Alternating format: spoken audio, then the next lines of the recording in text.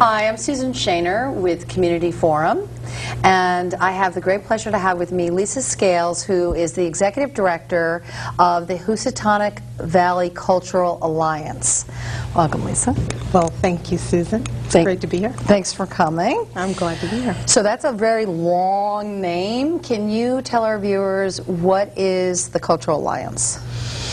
Well, let me start by saying that we're a nonprofit. We are a arts service organization that primarily provides services to arts groups. We are a regionally focused organization that's based here in Danbury, and we service the greater Danbury area, and 10 towns included. But fundamentally, overall, what we're concerned with is to provide support and promote arts organizations and independent artists for the benefit of the community at large. And what that means is, you know, there's a variety of strategic goals that we have, you know, including building networks and promotion and coordinating of services for arts organizations. But in addition to that, the general public benefits from what it is that we do, because we maintain, you know, a regional calendar of events and attractions for people to be able to enjoy and participate in, and a whole host of stuff. So you service independent artists and try to get artists connected, better connected to the community? Yeah, and it starts by us getting better connected with the artist. One of the things that we found out, this organization found out just a few years ago, is that, and this all happened through a cultural assessment that took place about 5 or 6 years ago. So who did the assessment? There was an outside consultant that was brought in to conduct the surveys, and it For was the city of Danbury? for the region, for the 10 towns that we are now serving. And who commissioned it? Well, there was some seed money that was given to sort of like an ad hoc or focus group that was interested in seeing, you know, what the needs were here, by the Connecticut Commission on Culture and Tourism. So the seed money came from them. The survey was conducted, and it took about a year to be able to do, and it was fully engaging. You know, the community leaders in the arts community and the community at large were involved with it at the time, and some of the results were quite interesting. One of them that we're really still able to use now is that they found out that there's more than 400 arts organizations that are available, resources that are available in the 10 towns, and this includes... Really? Where are Yeah, they? it's interesting. Well, that's the interesting question. Little known fact, where are they hiding them? Well, I get this all the time, you know. It's like, well, what is there to do, and what kinds of, you know, places can we get plugged into? And the fact of the matter is, there are tons of artistic and creative resources available, and they're everywhere. So this could be everything from a performing arts center to a gallery, or like what constitutes the 400? That's right. Yeah. Visual and performing arts organizations, nonprofit and for-profit, dance studios, independent artists as well. What it doesn't include is what we call the creative economy, or part of the creative economy, and that has to do with you know, those professional jobs that are considered creative. Like a graphic design person? That's correct. Okay. And what's interesting is that this survey did not include that particular market. So there's really much, much more than 400 resources. But it also includes our historical organizations as well, which is included in our focus. As we focus on history organizations. So that's interesting. So what would be like an historical organization that would also be considered not artistic but cultural? Is that? Well, part of our mission is to provide services to arts, history, and cultural organizations. So it's in a class of its own, but it's just, you know, certainly a segment of the community that we provide services to as well. So it could be, for example, the Brookfield Historical Society. Or it is exactly the Brookfield Historical Society, the Danbury Historical Society, you know, the Reading Historical Society. All of those groups, we are very much interested in supporting and promoting what they do as well. So that's interesting. So how are you still funded? I ask myself that question every day. Good question. I went right to that question. Well, we're funded primarily through state, you know, the commission provides a lot of our funding. Fairfield County Community Foundation has been an absolute angel for us. And the remainder is through our membership and private contributions. Okay. And so you've been the executive director for how long? It'll be 3 years. It just turned 3 years. I came on board in August of 2007. Well, happy anniversary. Well, thank you. Thank you very much. So the organization started 5 years ago. So started under somebody else's leadership, it sounds like. Right. There was it really started a little longer than that, a little, you know, earlier than that, I should say, by some concerned citizens, and this group really was the nucleus of, you know, helping it to organize itself and getting it to the point where they piloted what's turned out to be our regional calendar. At the time, it was just a calendar that, you know, got posted on a website to see if there was any interest and see how successful that could be. And we officially incorporated it in 2007. So, okay. Oh, so you've just 3 years been incorporated. Yeah, that's right. And that's when you came aboard. That's right. I helped with the incorporation. So that's interesting. So what, the concerned citizens, just a group of wanted more culture, or what was their initial concern? Well, that's a dumb question, but wanted more. No, like, what were they thinking? It's actually a very good question. The commission merged. The Commission on the Arts merged with History and the Tourism Division some 6 or 7 years ago. Okay. When this merger happened with the state, there was a regional organization that existed here up until that point that focused heavily on tourism, and that organization disbanded. It just dissolved, and so there were a number of key stakeholders, representative of the arts community and the community at large, that really felt strongly about continuing to do something with respect to the arts. And from there, you know, the question arose, well, what kind of an organization should it be? And that sort of was the, you know, precipitous for the survey and the assessment, so that they could determine exactly what kind of work this organization was going to do. Well, it's interesting because when I went on your website, and just for our viewers, I mean, it might be interesting in terms of how I even found out about you, that my daughter found out about an art contest, because she's an artist, and she said, "Mommy, what's this organization?" And I was like, "I don't know." And I went and looked on your website and started poking around a little bit, and you started mentioning earlier your 3 strategic priorities: build networks, coordinate services, and promoting the arts. So what does that mean? Like, what do you actually do? I mean, do you help promote the different organizations? I mean, the contest I was referring to is this art show that's going to be in the Danbury Mall. The mall show. Okay, the juried art show. Yeah. That's interesting. She wanted to submit an entry. We would have loved to have received that. So I'll look for her next time. I know, but she found out about it like 2 days before. And, yeah. You know. Yeah. Okay. Yeah.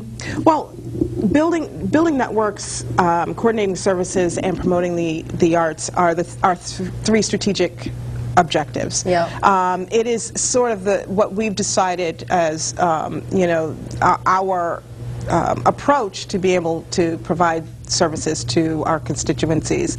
By building networks, what we found is that there's a real serious connectivity issue within the arts community, particularly in this region. To be able to provide services to arts organizations and independent creative professionals up in Sherman is going to mean a lot different compared to those same professionals and organizations in Richfield. So there's a vast diversity between the needs that our constituencies have. There's the geographical, you know, issues between all of the various towns. And you yourself, as you yourself pointed out, you know, one of the primary questions that we get all the time is, where is there to go? What is there to do? There's no real cultural presence, or at least seemingly not, you know, there not being one. So connectivity really is a big issue. So building networks is pretty much essential to what it is that we do, and there's a number of ways that we go about doing that. We coordinate and host a number of what we call creative clusters networking forums for artists to be able to get together regionally, and these this artists could be like an independent artist, like a painter or somebody. So how would they even find out about you?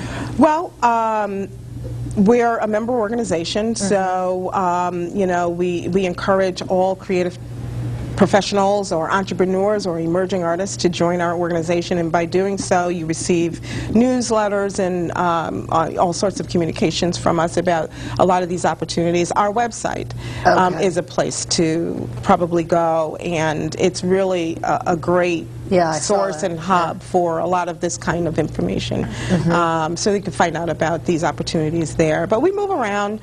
These particular forums, you know, could be hosted in Bethel, it could be hosted in, you know, Richfield, Brookfield. You know, that's part of, you know, what it is that we want to try to do so that we can reach as many people as we can. But they're tremendously helpful, and a lot of the artists get a lot out of, you know, these particular opportunities. In addition to the Creative Clusters Forum, we hold other discipline-focused roundtables, if you will. For example, our Executive Directors Roundtable of Visual and Performing Arts. It's a great way for representatives of these groups to also connect with one another. This is very market-centric, so it's a opportunity for them to sort of share what it is that each one are doing in their respective organizations. It's a great way for HVCA to get information and material about what our constituencies are doing. So would that be like the Richfield Playhouse? Right. And Ives Concert Park, the Brookfield Craft Center, you know, the Richter Arts Association, the Musicals for Richter, the Palace Theater right here in Danbury. We invite representatives, the executive director or senior management from these organizations to come together every now and then. So that's just another way. So they would share sort of best practices with their organizations, or? It's really topic driven by, you know, this group.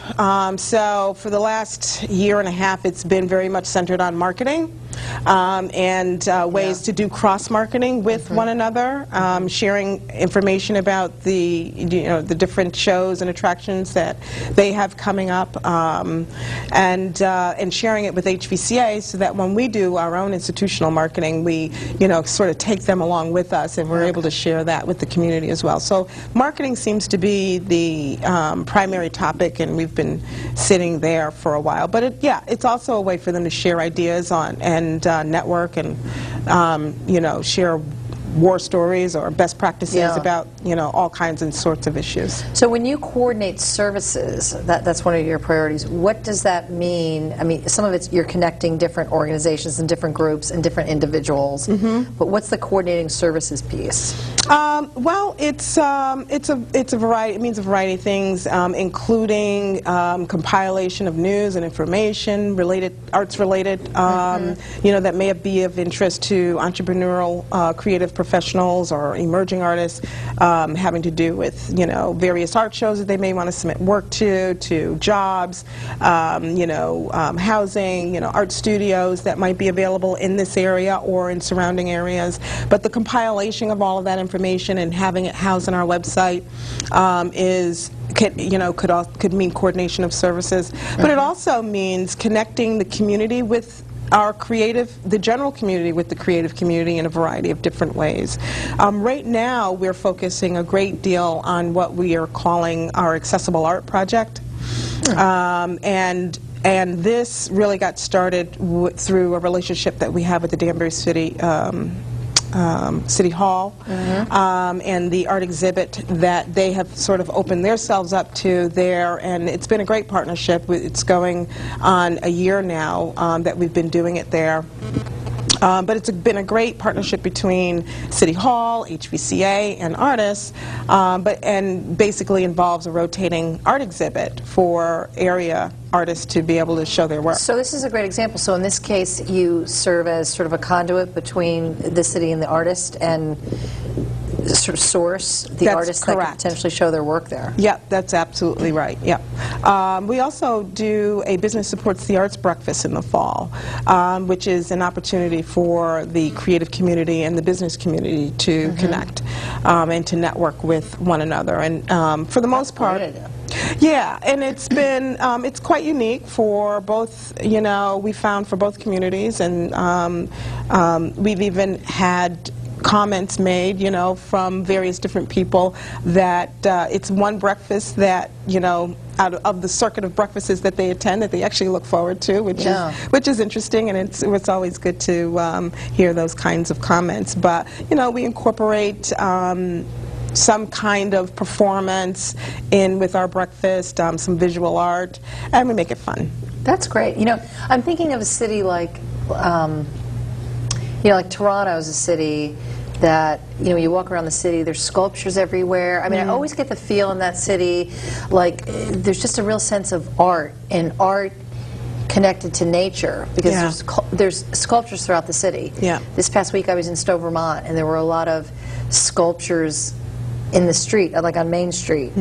And when you have that in your environment in a city or an urban area, it connects you to like a different dimension in art and nature in a way that when you don't, I mean, it's great to hear, because it seems like maybe even in Danbury we could be doing even more in terms of outdoor art. There's so much opportunity here in Danbury, and the good news is that you know, those who could make it happen are interested in the possibilities and the opportunities that we have. But you're absolutely right. You know, to visually be able to see art in the community that you live and that you work, it makes you feel better, and you know, the quality of life. It just makes a real difference. But you know, we're also concerned with economic development, and one of the things that I think we don't talk about enough is how the arts bring in money and revenue to a community. Well, talk more about that, because sometimes people think that they don't go together in the same sentence. Yeah, yeah. You know, art and economics. Yeah, it's true, and you know, and I think it's just a long-standing problem with you know, why most of the time the arts is relegated as last priority, is that we forget about just how important of an economic generator that it can be for a community. But you know, I mean, when you hear numbers like 40,000 jobs in the state of Connecticut that's related to the arts industry, when you hear numbers of like 9,200 jobs, arts-related jobs that are available here in this state, or 2.6 million of personal income spent in the state. These are significant on the arts. You know, these are significant numbers, and there's plenty more where that comes from. So it's already proven that not only does it feel good, not only does it improve the quality of our lives, but it makes sense to invest in the arts in this way. There's a market there, right. People love to live, work, and visit places where the arts is visible, and where there is a sense that culture is around. So we look forward to more projects and more opportunities to develop that. You know what, I'm curious, how did you come to this work in this role?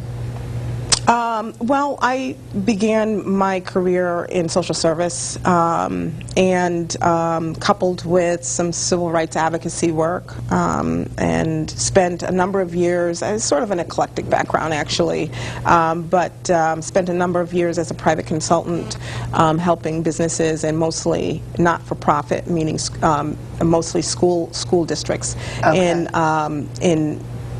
program development and project development, and but I've always had a love for the arts. It's my first love, actually, and when this opportunity presented itself, I was brought on, 3 years ago to be able to sort of translate and parlay my experience in social service and community development with the arts community. Well, it sounds like a nice match and combination. Yeah. So you're not actually an artist yourself, but you love the arts. Yeah, the closest thing that I've come to being, well, it's the shirt.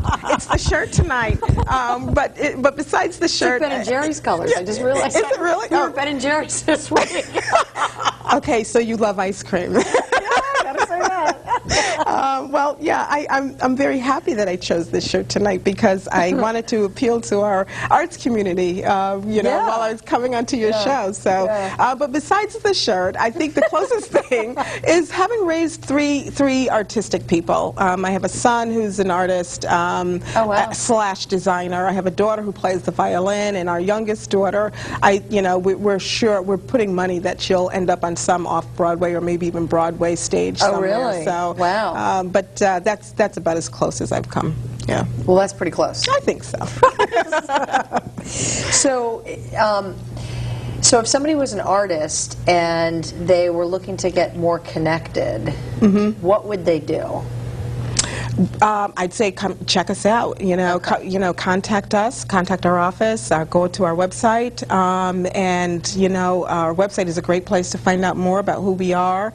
Okay. And then, of course, I would encourage them to become members of HVCA, and through that, there's lots of benefits. It's only $25 to join for the year, so it's a low cost, but you really do get an awful lot of benefit. Yeah. If you're looking to get out of your studio and connect with other people. We provide all kinds of opportunities for that. We provide professional development for emerging and professional artists that are looking to grow professionally. Having to do with financial management of the business, or having to do with marketing, or technology development. Getting a website. We just finished a workshop last week. Actually, the first part of a two-part workshop having to do with how to build a website. That's great. So there's all these opportunities and a lot more. And then it sounds like you have a great outreach to the business community. We have a lot of friends in the business community, which I am pleased to say we're looking to grow that area. Besides our accessible art project, which, by the way, Danbury Fair and the Mesa Ridge Company is also a big part of that. As you know, we've got the juried art exhibition and sale coming up. And when's that? That is going to be September 9th through the 23rd. It's a two-week show. We have our opening reception, which is open to the public. Registration is required, but it's free and open to the public on September the 9th. Okay. And folks can go on our website and find out more information about that as well. But basically, Danbury Fair, have partnered with us because, they see there's an awful lot of things that make sense about this. The arts and business sort of really go hand in hand. It helps with business, and it also provides a way for artists to be able to show their work. And it's a benefit to the community because now, art is made much more accessible to the general public. In addition to the traditional roles of galleries, so that's been a tremendous asset for us, and we've really enjoyed their partnership. But we are looking to grow and expand our partnerships with businesses, and we've got some new and different things coming down the pike. Well, I think another added little side benefit here is, business these days is looking for more creativity and innovation, and whether it's getting inspired through some of the cultural or artistic events, or just developing relationships with more creative types that will help with that. I mean, that's another sort of added fringe benefit, I think. Absolutely. I mean, like I say it every chance I can get, it just makes sense for the creative community and the business community to do more together. One of the things that we're kicking around a little bit is to institute something called, what I like to call, as a creative challenge. And the best example of that is a business owner in downtown Danbury was looking for an artist to do a mural on on the storefront of their particular property, and they contacted us That's a great example. Right. And so what we presented to them as an idea is to put a challenge out to the creative community to see who comes up with, to be able to take a look at the best ideas in terms of concept and design, so that this business owner could take a look at and see, you know, if something can get worked out. And as it turns out, an artist was selected for this particular project, and they've been commissioned to do a mural for them. So, I mean, it's a wonderful partnership between the artist, a business owner, and HVCA, you know, is fortunate enough to be able to play a role where we can help be a conduit for that. You know, even just seeing a mural on the side of a building, I mean, I know there's some in Bethel, you know, where there's, it just takes you to a different place. You know, when you're walking around town, and you know, it really does. Yeah, no, it does. And I think we have to, you know, have an attitude and a mindset of knowing what the real value of what arts and culture can and does do for a community. That it is worth the investment. It is worth including in you know, community development plans, downtown redevelopment plans, and this is something that a message that we want to, you know, sort of hit home and constantly get out there. So, like, for example, like the concerts on the Green in Danbury, I mean, I'm sure you're probably connected with that. Yeah. I mean, that's just a whole different experience, just to be able to hang out and have a picnic, and they get some really good musicians there. Oh yeah, and people really enjoy that. They enjoy having those opportunities afforded to them, and they're free concerts. It's, you know, it just makes, you know, living in your community so much more better. Well, it connects the community in a way that other things don't, and particularly, obviously, it's great when it's free, you know, in the recent economic climate. But there's things that don't have to cost money. Right.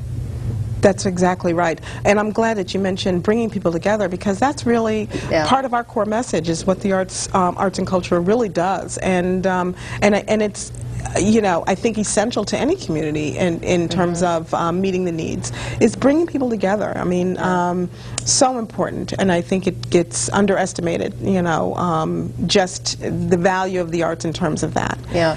So you've got individual artists, you're trying to bring more people from the business community in, and then nonprofit organizations in the performing and visual arts. That's right. So, again, if any of our viewers are interested in finding out more information, can you give us the website where they might be able to contact you? Sure. It's www.hvculturalarts.org. hvculturalarts.org. That's right. Okay. Yeah. Great. Lisa, thanks for doing the show. It's really informative. Thank you, Susan. Great to be here. Okay, thanks. Until next time, I'm Susan Shaner with Community Forum.